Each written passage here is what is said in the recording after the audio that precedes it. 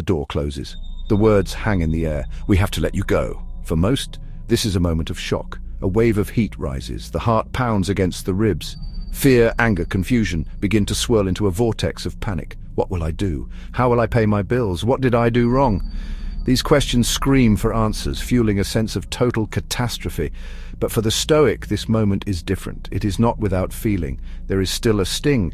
There is still the initial surprise, but it is not a catastrophe. It is simply an event. An external thing has happened. The Stoic does not immediately react. They maintain their composure not as a mask to hide their feelings, but as a shield to protect their inner reason. This is the first test, and they are determined to pass it with dignity and control, focusing on what they can manage, their own response.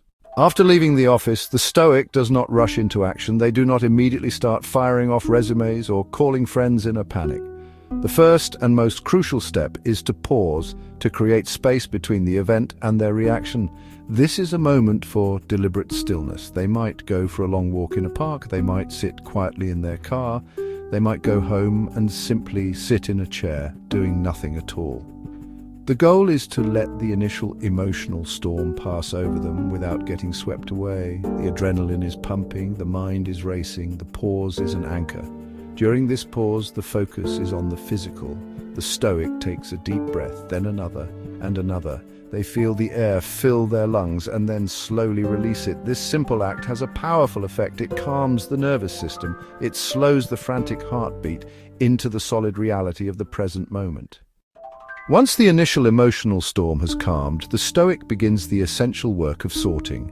This is the application of the most fundamental Stoic principle, the dichotomy of control. As Epictetus taught, some things are up to us and some things are not up to us. The things up to us are our judgments, our impulses, our desires, and our aversions. The things not up to us include our body, our property, our reputation, and our office. This is the most important distinction in life.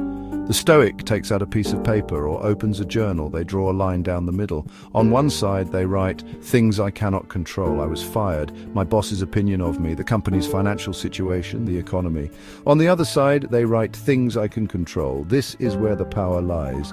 My reaction to being fired, my attitude going forward, the effort I put into my job search." This list is the field of action, where choices matter.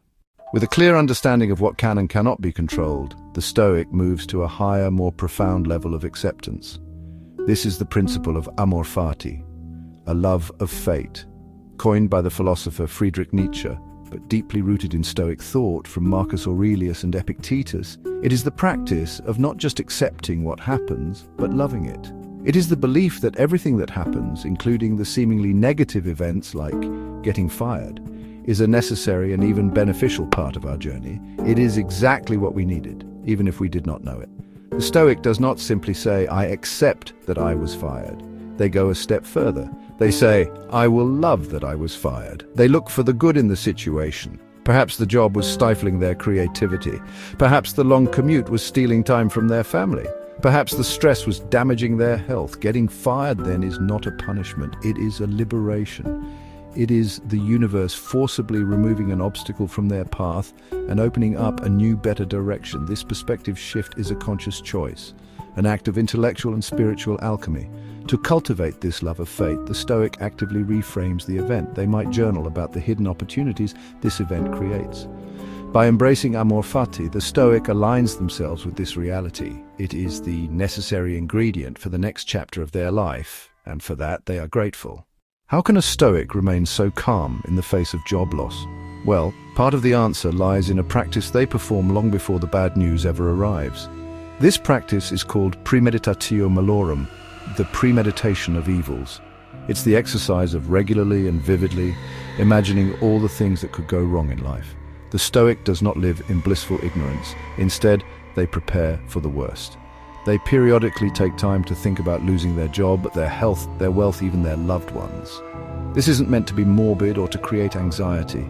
The purpose of this exercise is twofold. First, psychological inoculation. Expose yourself to a small imagined dose of misfortune and build tolerance. When the real event comes, it's not a complete shock. They've rehearsed it in their mind. The sting is lessened because surprise is removed. Second, it fosters gratitude for what one has. After imagining loss, the Stoic returns feeling renewed appreciation for their job. That gratitude improves performance and work ethic. It also prompts practical preparation. They are not caught unprepared.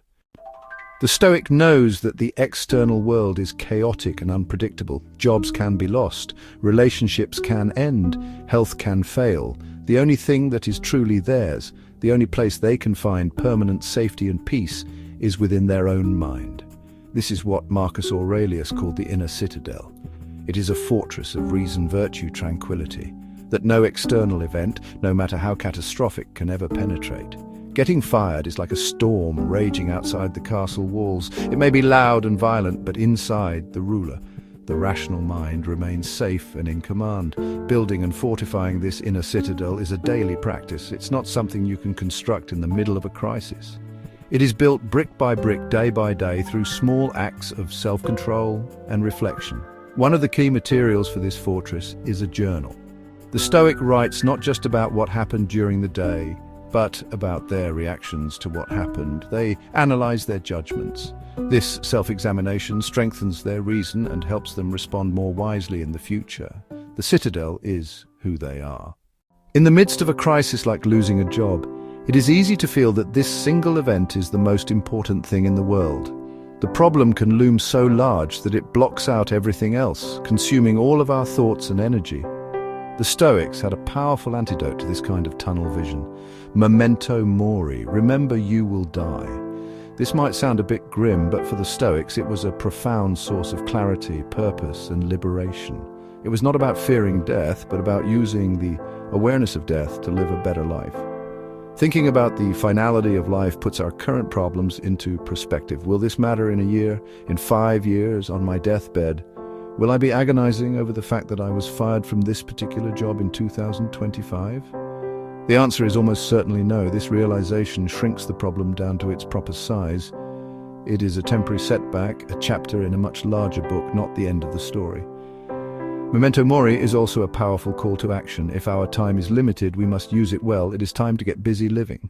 For the Stoic, every obstacle presents an opportunity. This is not a cliché or a platitude. It is a core discipline. The impediment to action advances action. What stands in the way becomes the way. Stoic alchemy. Transmute negative into the gold of strength, wisdom, opportunity. Getting fired is not just a roadblock, it is the raw material for a new path. It is a better path. The final stage of the Stoic response is to move forward, not just with a plan, but with virtue. The goal is not simply to get a new job, the goal is to act with courage, justice, temperance, wisdom. Ultimately, the Stoic emerges from the experience of being fired, not just with a new job, but with a stronger character. This creates a deep and lasting confidence that cannot be shaken by external events. They have not just survived, they have grown. They have turned a moment of loss into a profound victory for the soul, ready to face the next chapter with the quiet strength of someone who knows that the only true power lies within. If you enjoyed this video, please hit the like button and subscribe for more content, and thanks for watching.